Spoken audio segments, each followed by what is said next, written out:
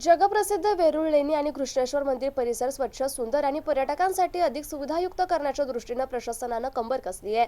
पुढील कुंभमेळ्याच्या पार्श्वभूमीवर विभागीय आयुक्त जी श्रीकांत यांनी सर्व संबंधित यंत्रणांना समन्वयानं काम करत जागतिक दर्जाची स्वच्छता राखण्याचे निर्देश दिलेत।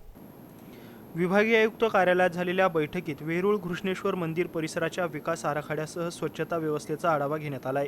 यावेळी विभागीय आयुक्त जी श्रीकांत यांनी परिसरातील घनकचऱ्याचे प्रभावी व्यवस्थापन करण्यासाठी सर्व यंत्रणांनी समन्वयाने काम करण्याच्या सूचना दिल्या।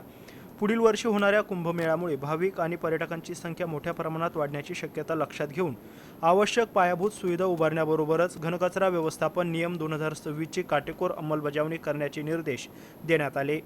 परिसरात घनकचरा प्रक्रिया केंद्र उभारणीसाठी तातडीने सविस्तर प्रकल्प अहवाल तयार करण्यासही सांगण्यात आले। गर्दीच्या काळात अतिरिक्त मनुष्यबळाच्या मदतीने कचरा संकलन, परिसर सुशोभीकरण, जनजागृती आणि दंडात्मक कारवाई राबवण्याच्या सूचनाही देण्यात आल्या। कचऱ्याचे ओला आणि सुका असे वर्गीकरण करून पुनर्वापराला चालना देण्यासाठी महिला बचत गटांचा सहभाग वाढावा, असंही जी श्रीकांत यांनी स्पष्ट केलंय। बैठकीच्या शेवटी वेरूळ घृष्णेश्वर परिसर जागतिक दर्जाचा स्वच्छ ठेवण्यासाठी उपस्थितांना सामूहिक स्वच्छतेची प्रतिज्ञाही देण्यात आली आहे।